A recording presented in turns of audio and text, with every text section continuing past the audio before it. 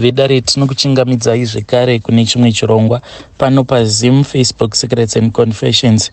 Tadzoka zvekare nemamwe mamessages. Regedzai tibva tapinda mumamessages edu atadzoka takakubatirai. Zvakangoma hazvo veduwe. Pane imwe message iyo yandakatumidzirwa ichibva kune umwe mwanasikana ende zvinhu zvacho zviri kusanganikwa nazvo nevana vasikana ava vechidiki, zvinhu zvekuti zvinotyisa. I'm sure most of you ladies kusvika muchizosvika pamava, I'm sure kuti hamuna kana kumbogara makatsikisa idzo dziri kutsikiswa nevana ava vanonzi ama 2000. Zvakangoma hazvo veduwe. Regedzai tibva tapinda mumamessages andadzoka ndakakubatirai. Message yedu yekutanga yakamira sekudai so: hanzi makadi zvenyu mukomana Ashi, ndinokumbirawo kuti munge muchindiposterawo nyaya yangu makaviga chitupa changu. Inini mukoma ndiri musikana ane makore 19 years ekuberekwa. Ndangouyawo pano kuti ndinge ndichizokonfesawo izvo zvandakasangana nazvo, zvinhu zvekuti I am hoping kuti I am going to keep it hidden for the rest of my life, because zvaizvezvi mukoma patori nemarriage yakandimirira. I am already staying with the guy against the advice of my own mother. Amai vangu ndo vega vanozviziva kuti izvi ndo zvinopota zvichiitika pandiri, but iye mukoma ndatofunga hangu kutongoriska, otherwise ndinokwanisa kuzongochembera ndisina kamurume. Zvakaitika kwandiri mukoma ndezvekuti ndakati ndapedza form 3 yangu tainge takamirira kuti titange form 4. Ndakabva ndatanga kuita mumwe musikanzwa wekuti padheni ndaitozivikanwa kuti ndine mumwe musikanzwa usingaiti, kuzonosvika mama vachizoti uyu ngaambouya kunoku. Saka ndakauya kunoku kuJoni paholiday ndichinzi ndaifanira kuzodzokera kumusha soon after the December holidays, but handina kana kuzotombokudzokera zvachose kumusha. Ndikabva ndatotanga kuzogara zvangu namama kuno kuSouth Africa. Asi mama zvavasina kuziva ndezvekuti pandakauya kunoku ndainge ndatova nepamuviri, but ndaitya kurohwa manje, because pavakomana vose avo vandainge ndichidanana navo ndainge ndisingazivi kuti wacho ainge akandipa nhumbu ainge ari ani, because mukoma ndaidanana nevakomana vaikwana ivo kuita 5 at the same time. Vose ava ndainge ndichisangana navo pabonde. Kwaiva nevamwe 2 avo vandaidanana navo kuchikoro, then nevamwe 2 vekumaraini kwedu, then neumwe mudhara uyo wandaingoshandisawo kuti apote achindikwidzawo motikari yake pakuenda kuchikoro. Saka pandakazofind out kuti ndine nhumbu apa muchembere, vachipopota vachiti uyo ngauye kuno because ndikuda kumbomurova chaiko. To everyone's surprise, handina kana kutombogara ndaramba, ndikabva ndatongoti ndipei mari ndiende kuRoadport. I then found myself on the bus and I came here to South Africa. Ndokubva ndazotanga kutogara namuchembere vangu nenhumbu yangu iyoyo, but yainge isati yatombokura. So mukoma ndakangoti ndichingosvikawo mulocation umo munogara muchembere. Mukoma ndakabva ndaita kuwirwa nevarume, because kunoku kwatigere kunoku kwakaita kunge kumaruzeva, but munoziva kuti maruzeva yamuno muSouth Africa anenge akaita kunge mageto. Ndakangoti ndichingosvika mukoma ndikabva ndatanga kuwirwa. Ndingangoti nevarume vose vemulocation imomo, because vaiti vakatarisa zera rangu vaibva vatozviudza kutoti apa paita zvemukadzi, but vainge vasingazvizivi kuti already ndainge nditori nenhombo yangu yainge yava kutoda kutozvipindira mu2 months. Mukoma ndaiti kana ndikanzwa kuda kurutsa, so kana ndiine muchinda wandinenge ndiinaye ndaisarudza kutoti ndinge ndichizvicontrola so that ndisarutsa, plus ndainge ndakadzidzira style rekuti kungonuhwidza onion kudai, then ndinobva ndaita bomb. Mama havana kana kumbogara vafind out, kuzonosvika vachizondikansela vakati iwewe zvawava kuno kuJoni, iwewe zvawava kuti hauchade kudzokera kumusha, varume ava siyana navo, nekuti pakati pavo vose ava hakuna kana ane future. But mukoma ndaizvidira umwe muchinda wangu uyo airova smart, apa iye aita zvake basa replastering, saka mari yaingogara iri T. Muchembere vaingoti kana vabuda paya vaenda kuprize, because muchembere vaishanda kune rimwe prize, vaita zvokuya vachizotorwa nezvimarori zvacho zvaiva zvichitora vanhu kulocation kwacho ikoko. Muchembere vachingonobuda, muchinda wangu naiyeyo anenge atori padoo. Apa ndinenge ndatozvigeza mukoma ndisu uyo tobva tatonoti pambedza, tobva tatotanga zvedu kutonakidzwa, totoswera takavharirana. Saka ndiye munhu wandakabva ndazongoblema, ndikabva ndati iwewe ndiwe wakandipa nhumbu, but already ndainge ndisingarari naye chete.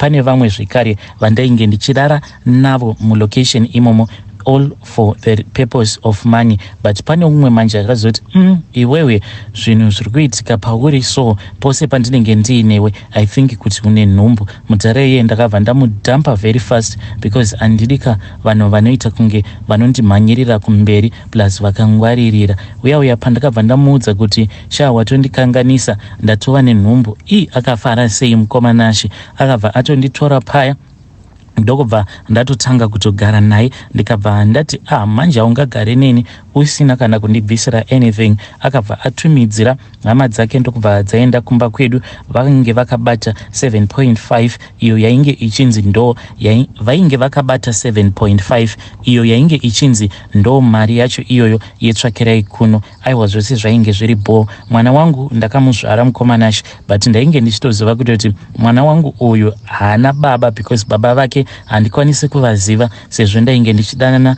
nevarume vakawanda ende ndichirara navo vose at the same time, no protection no what. Saka ndaitongozviudza kuti uyu wangu mwana uyu ndakatongomupiwa zvake naMwari, akatongozvidonhera zvake kubva kudenga, and I am fine with that. I don't need to know the paternity of the father because ma1 zvinokwanisa kuzotondipa mamwe mazistress asina kana basa. I can manage zvangu. So muchinda akabva ava satisfied nemwana, tikakudza zvedu mwana wedu mukoma amenosoka behavior kandakazongodevelopa because ndakangoti mwana wangu pandakaona kuti mwana wangu ndatomurumura, mwana wangu ava kutokambaira, mwana wangu ava kutofamba, ndava kutokwanisa kutomusiyawo ari ega. Ndikabva ndanzi namama kunoku kuprazi kunoku kuri kudiwa vanhu vebasa, saka taura nemurume wako unzwe kuti anokubvumidza here kuti unge uchiuya kubasa. Ndikati mama ini handiswere ndichikumbira munhu ini because imarizve ko kana vanhu vane mamillions mumabhengi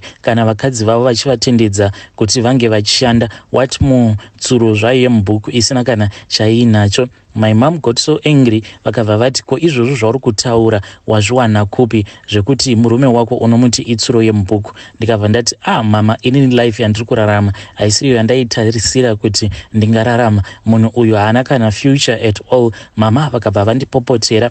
Anyway ndakabva ndati ndichataura navo. Saka iye akazoti achidzoka kubasa ndaitoda kutotaura naye murudo but munhu kana aine mazimhepo ake, ndakabva ndangoti uyu regedzai ndinge ndichingosiyana naye nemazimhepo ake. Ndikabva ndazotaura namama, vakandibvunza kuti wataura naye here mukwasha. Ndikabva ndati mama ndatotaura navo izvezvizvi, but ndainge ndichitonyepera mama vangu because ndaiziva kuti kana mama vakagara vazviziva kuti izvi zvandiri kuita ndezvemusoro wangu hapana pavaizombonditendedza kuti ndinge ndichizoya kubasa. I just lied to my mom, then ndikabva ndazoenda kubasa kuya ndokubva ndatanga kushanda mukoma paprize apa. Ndakaita zvinogara zvakadaro kuita kubreaka record.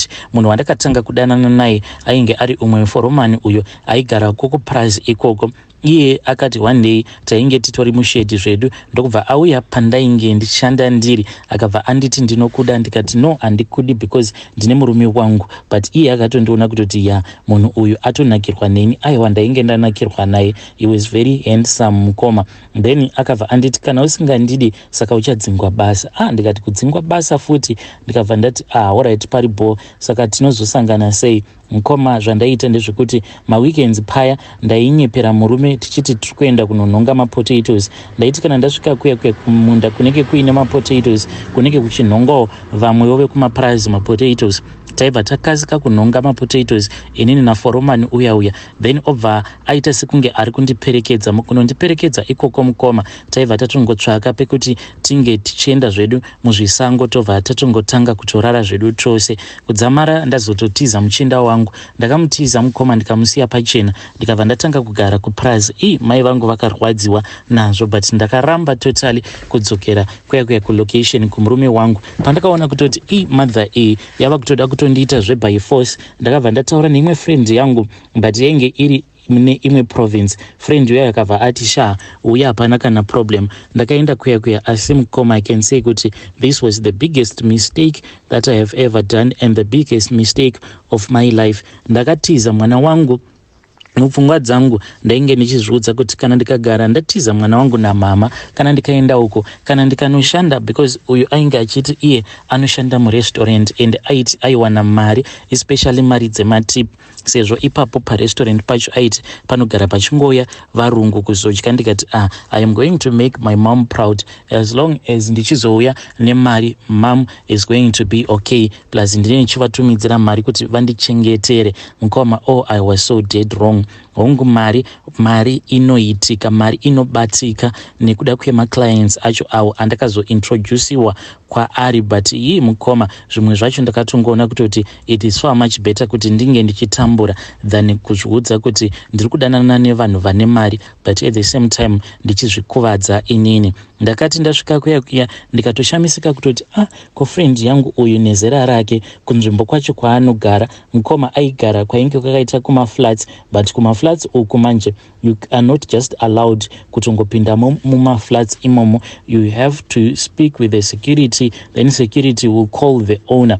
Inini mukoma ndakatosainiswa mapepa akawanda, iyewo ndokubva atouya akatosaina mapepa anotorakidza kutoti yes, she wanted to stay with me mucommunity imomo. Mukoma hamusi mameme kungoti unongoswera uchingofamba madiro. Aiwa, when you do not have a house that you are renting there, hautombotendedzwe kuita madiro, unotongofanira kungogara uri indoors. Mukoma ndakabva ndatanga kugara best friend yangu, aiwa zvese zvainge zviri bo, kuti nditi munhu anoenda kubasa kupi ndainge ndisinganzwisisi kuti anoenda kupi. Iye aingondiudza kuti anoita IT, aingoswera zvake akatarisana nelaptop yake. Izvo mukoma palaptop apa ndo paanenge achitsvaka maclients, because iye anoita zvezva zveuescort, like kana muno muSouth Africa kana muine vanhu vane mari dzavo vanenge vachiuya muno, kana vachida maescorts vanongoenda kumawebsites kwacho ikoko, then iye anenge aine profile picture rake kwaanenge achistripa achiita sei. Saka kana vakafarira zvavanenge vaona, then vanobva vazomubhuka obva atoenda kuvacation nemunhu uyauya anenge auya kuvacation. So mukoma neniwo ndakabva ndazojoiniswa zvinhu izvi. Pandakajoina zvinhu izvi mukoma, I was not even feeling okay about it at all. Yes, ndainge ndakamboita musikanzwa pandainge ndichiri kumusha, but iyi yekutanga kuzvitengesa muviri wangu. Saka one day ndakabva ndazogara naye pasi ndikabva ndati shamwari, nyaya idzi dzekuti nhasi ndarara neuyu mangwana ndarara neuyu inini hangu handizvikwanise. Akabva ati no big deal. Mukomanashi akabva azondirongera umwe muchinda, but muchinda uyu aibva kuNigeria. Iye mukoma zvandakaoneswa ipapo I never even imagined. Murume uyu wekuNigeria akabva azouya ikoko kuflat kwandainge ndava kugara neshamwari yangu. Then shamwari yangu iye ainge ari booked for the night, akabva ati guys, I want you to have some fun. Ndokubva abuda akabva aenda. Shamwari yangu uyu mukoma akatouya akatotorwa ne-this guy ainge achitonzi he was a former minister. Vakabva vaenda kuhotel kwavakaenda and they had their time there. Iye muchinda uyu wekuNigeria paakazosara neni akabva angoburitsa mari, akabva anditi iwewe ndakuda, but each and every night I want to be with you. Handidi kuti iwewe unge uchizotengesera kuki yako iyi kune umwe munhu, wazvinzwa here? I might not be able to be with you like always, but no kuti apo pandinenge ndiinewe ndichange ndichizokupa mari.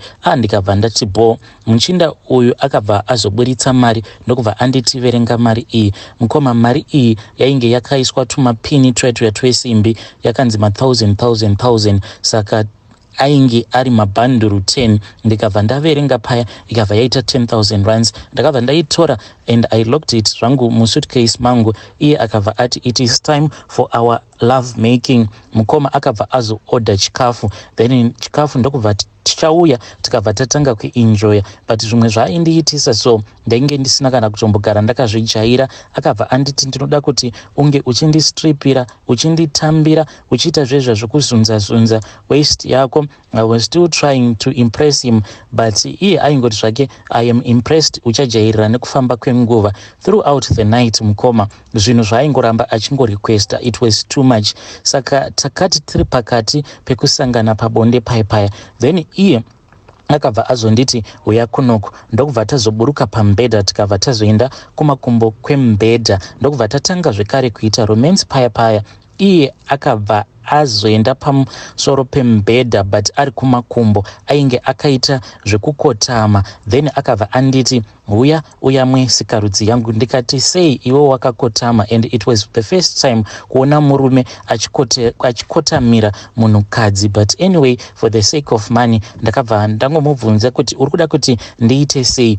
Iye akabva andirakidza. Zvandakazoita ndezvekuti ndakabva ndaendawo pambedha ndokubva ndanorara pasi pake. Iye akabva azoisa sikarudzi yake mumuromo mangu mukoma ndokubva atanga kundiita apa zvairwadza sei, because aita zvehasha kuzonosvika achipedza. Saka nemarariro andainge ndakaita ndakabva ndatadza kusvipa zvaakasiya mumuromo mangu. Akabva anditi medza chete uchajairira. Mukoma apa ainge akandivhara muromo wangu kusvika ndamedza zviya urume hwake hwaakasiya mandiri. From there on mukoma takazoti futi tava kuda kuita again, tainge takagara pacouch. Akabva adzokera pasame position mukoma. He then requested kuti ndiuye manje ndibva ndatanga kumuyamwa. Mukoma ndichimuyamwa kudaro akabva andibata musoro wangu kuzonosvika achizonondiisa pakati pemagadziko ake, akanditi ndaifanira kuti ndinge ndichimunanzva ipapo. Mukoma ndakarwadziwa, ndakabatikana, but ndo zvainge zviripo. Ndakati ndapedza kudaro tikazongoramba tichienderera nekuita bonde. Mukoma nemurume uyu takazoita 3 more nights tichingosangana, but on different occasions. Like pamwedzi aikwanisa kuya kana ka1, then the following month, then the following month. Saka zvinhu izvi zvakaitika kwandiri 3 times. Murume uyu ndokubva azongoti he stopped communicating with me. Mukoma ndo pandakabva ndazotanga kuita maronda. Ndakatanga kuita maronda epahuro apa ekuti aisarapika. Ndakaendeswa nefriend yangu kuchipatara achiti zvimwe kuda maybe waita gonorrhea or something. Tasvika kuya kana manesi vaitotadza kutoziva kuti yainge iri STI yakaita sei. Vakangondipawo mapirits akasiyana siyana, then zvikabva zvazoita sekunge zvainge zvaita nani. At that time ndo pandakabva ndazosangana ne the guy wandava kugara naye, ende ndainge ndava kutozviudza kuti it is time to give my life to Christ. Saka ndakabva ndatanga kuendawo pane imwe church, but ndeye kuzimu, it is a Pentecostal. Ndichisvika kuya handina kana kumbotaura chokwadi kuti ndagara nditori nemwana wangu. Ndakangoitwawo interview ndikabva ndangoita sekunge ndichiri musikana plus nezera rangu, ndokubva ndatongoiswa zvangu kumayouth. Ndakati ndatanga kupinda muchechi imomo mukoma nashe ndo pandakatanga kuwirirana nemurume uyo now wandava kugara naye. Saka muchechi umu ndakatongozviita semunhu asina kana mwana. Mama vangu pavakazviziva kuti kunoku kwandiri kugara ndava kugara nemurumewo at least ane tarisiro yekuti he can be someone that is meaningful in my life, mama vakabva vati mwakamuudza here nezvemwana? Then ndikavati handina kana kumbogara ndataura. Mama vakangoti it is fine, tichangomuudzawo kuti mwana uyu ndewa sisi vako, ndine vamwe sisi vangu avo vakashayika. Saka iye murume wangu ndozvaanotongofungidzira kuti uyo mwana uyo ari kuna mama haasi mwana wangu, but mwana wangu zvechokwadi. The other thing that has happened to me previously is that I once got engaged to this other guy. So muchinda uyu before ndisati ndava kudanana nemuchinda wandava kugara naye now, this guy he suddenly died. Ndakangorara naye ka1. Muchinda uyu akabva ati iye akarota umwe murume wekuNigeria. A few days later he then passed away. Mukomana ashikana kuchipatara. Pandakanzwa zvichinzi ava very serious, I then told myself kuti I don't even want to go there because hama dzake dzainge dzisingandizivi. I then stayed hidden mukoma. Nanhasi uno chakamuuraya checho chaicho handitombochizivi. The last time that I saw him it was when he came to be picked up by an ambulance. Inini ndikabva ndaramba kuenda naye kuchipatara ndikati handigone kutaura mutauro. So some of the women avo vaigara pacomplex ipapo pandainge ndava kugara ndo vakabva vazoenda naye kuchipatara. From there on I then told myself kuti this guy I do not want to have anything to do with him. So this scares me a lot kuti kana uyo muchinda uyo akambondiudza kuti pandakatanga kurara naye the guy that died akabva arota muNigerian, yet inini ndakambosangana nembinga imwe yekuNigeria yaindipa 10,000 rands each and every night. but ichida kuti ndinge ndichikisa pakati pemagadziko. It just scares me zvekuti ndinobva ndatanga kutya kuti maybe naiyewo achazofa, but kuti ndinge ndichimuudza ndinotonzwa ndichitotya kuti it is far much better that I keep it as a secret, like my mom told me to keep it as a secret. Ndo nyaya yangu iyi mukoma Nashi. Hei vedare ndo message iyo yandakatumidzirwa ichibva kune mwanasikana uyo. Zvakangoma hazvo veduwe, ndo zvavari kusangana nazvo vanasikana izvi, zvinhu zvinotyisa. Hanzi mbinga yacho yaiti paya kana tava kunorara tose, tichirara tose, hanzi yaibva yati uya undikise pakati pemagadziko. Makambosanganawo nazvo here izvo ladies out there? Zvakangoma hazvo veduwe.